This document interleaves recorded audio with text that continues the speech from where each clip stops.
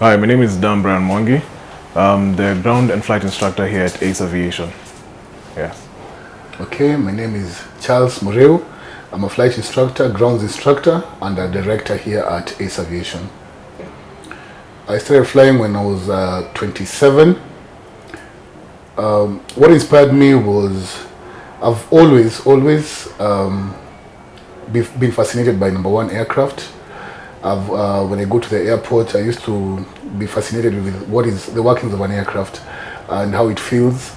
So yes, when I was 27, I started my journey in aviation, and just the fun and the mysticism about aviation is what inspired me. Okay, ACE Aviation is governed by Kenya Civil Aviation Authority. So whatever we do, whatever we teach, and the kind of training, our curriculum, our syllabus is based on the Kenya Civil Aviation Regulations, KCA. So according to KCA, they offer licenses from a PPL, that's private pilot license, commercial pilot license, CPL, ATPL, airline transport pilot license. So for the first license, it's called the PPL. The requirements are for you, number one, to be at least 17 years of age. You need to have gone for medical examination and have passed a medical class 2 medical license, and also you need to have passed your ground school and your flight school. So the ground school is basically the theory part about flying, and the flight school is the flying part. So you need to have 40 hours of flying for you to get your PPL, the private pilot license. We do have a program for kids. It's a mentorship program. We have a lot of people who want to start flying even as much as early as 9 years, because flying is not restricted to older people. Younger people also very fascinated about flying. Dan, can you tell us the difference between teaching women and teaching men? Do women grasp quicker? I'd say this, that the grasping of concepts really doesn't apply to gender, whether you're male or female. But there's that notion that women might be slower than men in understanding the aviation concepts, but truthfully there's no much difference. If anything, I find that women add value even when they're in class, because you'd find that there are more men than women in a class. But because men always want to prove themselves in class, therefore, when a woman is in their midst and they seem not to grasp the concept, but the woman is able to grasp the concept, then it adds value, because the men themselves are challenged, and I find that sort of environment creates a place whereby both the woman in the environment and the men in the environment are able to try and grasp the knowledge, the knowledge and the concepts faster, and for them to be able to, and that in itself makes safer pilots. So if anything, I'd say women are a welcome addition to the aviation industry. My name is Elizabeth Nyawade. I'm a student at ACE Aviation. I've always had a passion for the aviation industry since I was around 18, 20. That's when I first took my ticketing course and cabin crew. But deep inside I knew it wasn't enough, so that's why I found ACE Aviation so that I could be trained to be a certified pilot. The advice I'd give to young women and young women and mothers outside there is that motherhood is not the end of everything, and you should always be ready to go for your dreams. Don't ever give up. Nothing is impossible. The sky is the limit, actually. That's amazing. Yeah. So what are your thoughts about the notion that this is a male-dominated industry? I think it's just a stereotype. I don't feel like it's a male-dominated industry. There are so many men in the industry, but maybe it's because of the math, and people just feel like maybe it's difficult.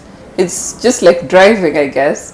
Maybe the way people used to say driving is for men, I'd say it's not for men. It's actually for everyone. You just have to dedicate yourself, pay attention to detail, and if you want it, you'll get it actually. Okay, thank you Yeah. very much. Thank you for your time. And for Charles, I know most people are wondering, aviation school is quite expensive. Can you encourage someone who is willing to join Ace Aviation but doesn't have the financial capability? Okay, so I'll say this because we have so many other courses that we'll say are also relatively expensive. When you say expensive, it just means that we need to put in some money for our education. So to all parents, to anybody who wants to fly, what basically you just need is a financial plan. A financial plan means just breaking down what is going to be required. For example, I'll give an example of the private pilot license. For example, for the private pilot license, we require to have 40 hours. That's a requirement by Kenya Civil Aviation. You need to have flown 40 hours and you need to have sat in the ground school, or what we call the theory class, for a certain amount of hours. So if you're coming to the industry, if you plan in terms of financial planning, you know that I'm going to take maybe, for example, 6 months and the cost is probably going to be this amount. How do I divide this? So if you have a financial plan, it becomes much easier. So I don't know, people are usually maybe put off because maybe they'll come, they'll inquire, then they'll hear the cost is this amount or this amount, then they're like, no, I cannot be able to afford that. But the truth is, if you break it down, have a financial plan, do the payments in installments, and maybe talk to, for example, the school, come to us, tell us this is your plan, and let's package something for you. It becomes possible, and I know it's doable. My name is Howie. I'm currently 18 years old, and my short introduction is there. When I was young, I would travel a lot. Like when my dad would go for business trips and stuff like that, I would go with him. How is it for me? Aviation in general is just a passion I can't let go. Like if I was to go to an airport just to even drop someone off, I would just feel happy that I've made it into the international airport. I've just been happy that I'm just there, because aviation is something that if someone tries to bring me down, I won't succeed in it. I would say that if you're to join this industry, aviation itself, you'd need a lot of work, a lot of effort in what you're doing, where you do extra work apart from coming to class and the teacher or the instructor just telling you, just helping you out with the small stuff. When you go back to your house, you don't just sit down and play games and stuff like that. You need to put extra effort just for you to succeed in aviation, because the exams are rigorous for aviation itself. Can you tell us how long the course takes? I'll say this. The course, we start from the first license, because in aviation, we do not have certificates, we do not have degrees. What we have is the licenses. So we have the first license that you need is what we call a private pilot license. And what does the private pilot license entail? The private pilot license is a license that will allow you to, number one, fly yourself, fly your friends, maybe fly your family, but it does not give you permission to fly commercially, whereby if you want to carry people for revenue. So for the private pilot license, it's divided into ground school and flight school. So for the ground school, you will take about 3 months to finish your ground school. And then the flight school, the 40 hours, will take you about 3 months. So in total, for the private pilot license, that will take you about 6 months. For the commercial pilot license, on the other hand, you need, on top of the 40 hours, you need another 160 hours to make a total of 200 hours. So for the 160 hours and plus the ground school will take about another 1 year. So for you, if you're from high school, for example, or you want to join this industry and you want to do all your training up to that point whereby you can be able to get employment, it will take you about 1.5 years. Oh, so it takes that shorter time. Yeah. So talk to us about the employment industry. How does it look like for the graduates? Okay, Ali, just to add on to the short time, I want to compare this course to maybe other courses. I know, for example, most courses, degree courses, will take you 4 years. Diploma courses will probably take you 3 years or 2 years. But for the aviation course, as you've seen, it will take you 1.5 years.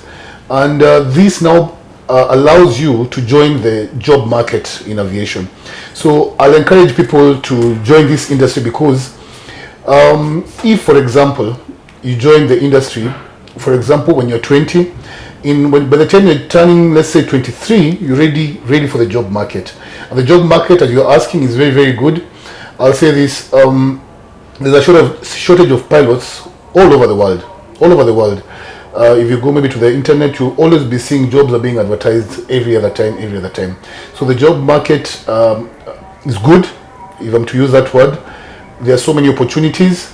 What we just need in the industry is for you to do your training properly, be disciplined, and just package yourself in such a way that the employer will want to employ you. So the job market is very good. Amazing. And Dan, Yes. so what do you love about this job? What I love about this job is one thing, the ability to impact knowledge. Being able to see a student come from a place of no knowledge, from zero knowledge of the aviation industry, to a place where they understand the concepts and are capable of being a safe pilot. That is one of the joys of being able to teach. Yes. Oh, amazing. And Charles, just one thing that I have to ask you. What do you feel are the challenges you face in this industry, both professionally and personally? Challenges are there. Not many challenges, I'll say, in this industry. Of course, we have, for example, the COVID that has come in, that has really impacted the industry. But other than that, maybe what we'll say is the weather, because we cannot really control the weather, and most of our training is usually done when the weather is good. So sometimes the weather does slow down the training. Another thing maybe we can say is maintenance. The aircraft need to be maintained very, very well. So we do not have a lot of people who are doing maintenance for the aircraft. We have, let's say, limited number of maintenance organizations in Kenya. So it does take time. Maybe if your aircraft is grounded, for you to get it up again, sometimes there's a bit of delays because maybe the spare parts have to be imported from out of the country. But other than that, we have good days. We have the number of good days are usually much better than the bad days. So it's good. Yeah, that's good. So Dan, Yes. tell us the benefits of this job.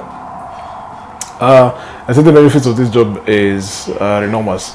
So for most people who join the aviation industry, I believe you're not looking for a normal 8 to 5 kind of work environment.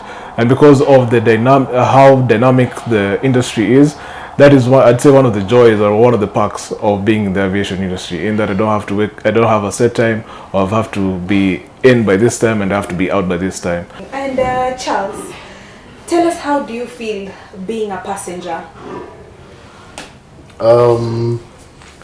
As I said before, for me, number one, because of the perks of being crew, when for example, I'm flying with any other airline, part of the perks of being a pilot is that I'm usually put in first class. So I do get to enjoy the nice coffee and the nice tea and the nice bagels. But other than that, it's usually a nice time to enjoy some of the things that maybe you might not be enjoying when you're flying, because when you're flying, you're monitoring the aircraft, you're monitoring the instruments, you're really working. So when somebody's flying you take time and enjoy maybe the scenery from outside and get to appreciate maybe other things that maybe when you're flying, you will not get time to appreciate. So I really enjoy being flown also. But don't you feel the need to be in control, since you know how everything else works? Because you see now, because I know how everything is working, and the kind of measures that the pilots who are flying have taken, I'm usually very, very comfortable actually, because I understand the workings of flying. So I'm usually very, very comfortable. Yes. Okay, that's amazing. And Dan, Yes. how has COVID-19 affected the aviation industry, or how have you been affected personally and professionally? Well, the first things first is the fact that there was no flying for a while there, and that in itself just put a halt on the aviation industry, and therefore people were put off work for some people, and some people had their salaries had to be reduced, and because of that, that was one of the impacts of COVID-19. But I know that in the aviation industry always bounces back even after a huge hit. This is not the first time that the aviation industry has not suffered a hit such as this.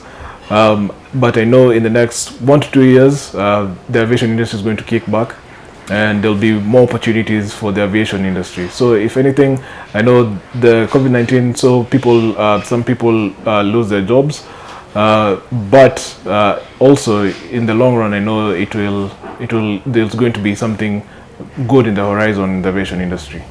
Yes. And Dan, yes. So someone already graduated for an instant and is a pilot. Yeah. So do you guys have regular drug tests? Yes. Regular drug tests. So the law does not require, the Kenya Civil Aviation laws do not require you to have a drug test. But in most companies, all companies right now, they do alcohol testing every day in the morning. That's mandatory, and I think it has also been adopted right now by the Kenya Civil Aviation Authority, whereby we have regular drug tests. Number one, the alcohol test, which is the first one.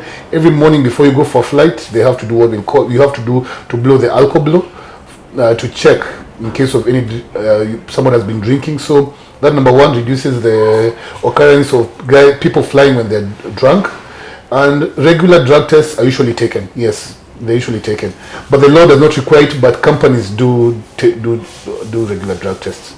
Okay, thank you very much for the clarification. So, any advice that you would give someone wanting to be a pilot? Okay.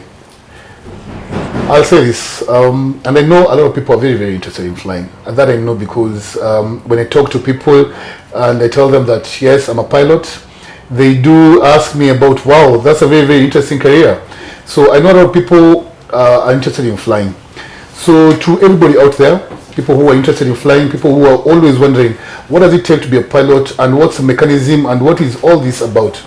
I'll say number one, don't be shy. Don't be shy. Do your research. Come to Wilson Airport. Come give us a visit. Let us talk about it. But number one, if you want to fly, please follow your dreams. It's not very hard to fly. Anybody can fly. Anybody can fly. I'll call this a motor skill, whereby the more you do it, you become good at it. So anybody can fly, number one. So don't be shy about asking. Don't always, some people will say, I'm too old. Some people will say, I don't think I can be able to afford it. But I'll say this, if it's your dream, chase your dream. They say a journey of 1,000 steps begins with one step. So take that first step, come over, visit us, and then let's start the journey together. Yeah, I've always been wondering about the pilot bars that you guys wear. Can you clarify more about them? Good, thank you. Yes, there's always a lot of people don't know what they mean. So let me just try to explain it. We have two bars. This is one, and this is another. They're called epaulets. Number one, they're called epaulets. This is an epaulet. This is an epaulet. We have another one that has one stripe. This one has 2 stripes. This one has 3 stripes. We have another one that has 4 stripes. So the first one, if you're wearing this and it only has 1 stripe, that signifies that you're a cadet. A cadet means you're doing your training, and you're just in school. You're doing your training.